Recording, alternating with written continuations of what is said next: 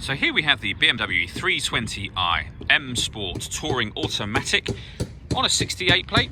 I'm going to start off by showing you around the outside of the car, and then we'll hop in and run through some controls on the inside. But from the outside you can see it's a 5-door car with alloy wheels and tinted windows. Let's start off inside the boot and then work our way around the rest of the car from there. The tailgate on this car will open electronically. You can either do that by pressing the button on the tailgate or the button on the bottom of this key. Give that a push and the tailgate will open up for you. As we approach the back of the car, you'll see we have reversing sensors. This car's also got a reversing camera, plenty of boot space as well, along with those 3 individually folding rear seats. Okay, so we're just going to work our way back round to the front of the car and then we'll hop in and run through some controls on the inside. Now that we've done a full circle of it though, you can see it's in excellent condition the whole way round. Just briefly before we climb in, I think it's well worth seeing the interior from this exterior point of view. There's plenty to run through on the dashboard, so let's hop in and we'll do that now. Okay, now that we're inside the car, we're going to start with the dials. On the left-hand side, we have the fuel gauge, followed by the speedometer, the rev counter, and the coolant temperature gauge. In the middle, you can see the total miles for this car, which are 7,545.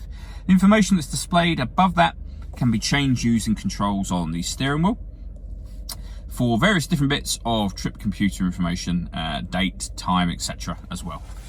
If we back out to the steering wheel, on the left-hand side, we have cruise control and speed limiter, and on the right hand side, stereo controls and phone controls, including voice activation for the phone.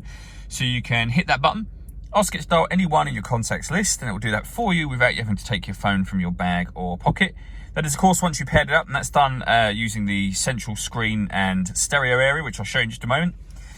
We've also got these paddles, the minus on the left and the plus on the right. That is so that you can change up and down a gear manually with this automatic gearbox, should you wish to. So over in the centre we have BMW's business nav. All of the movement that I'm making is all being done using the iDrive system, which is essentially this dial.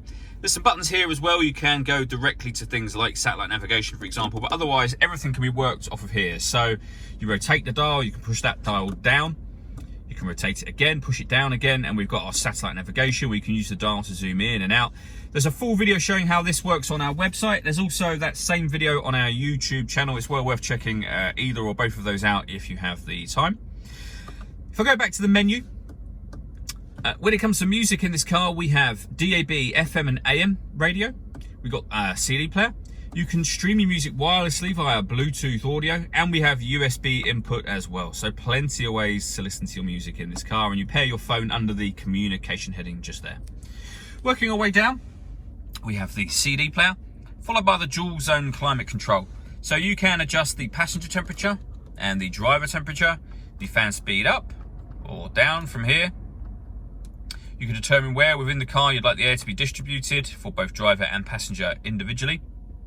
When you're happy with all those settings, that button turns the air conditioning on. So it's on at the minute, off, or back on again. Or you can hit auto, and the car will take control of the fan speed and the direction of the air to maintain those temperatures for you. To override it, just hit auto and it'll go back to whatever setting you previously had it on. This car's also got heated driver seat, which is on at the moment. So there's 3 different heat settings, so that's turning them off one by one. And then you have the same over on the passenger side as well. Underneath that, we have 2 cup holders and a 12-volt charging socket, and you can close this over. We have the gear lever for the fully automatic gearbox, and then these buttons just here. So this one turns off the traction control, and then this one will change the driving setup of the car. So if I press this button and show you up on here, it's now in Sport mode. If I press it again, we'll go into Sport Plus mode. Sport Plus is the same as Sport, but gives you dynamic traction control as well.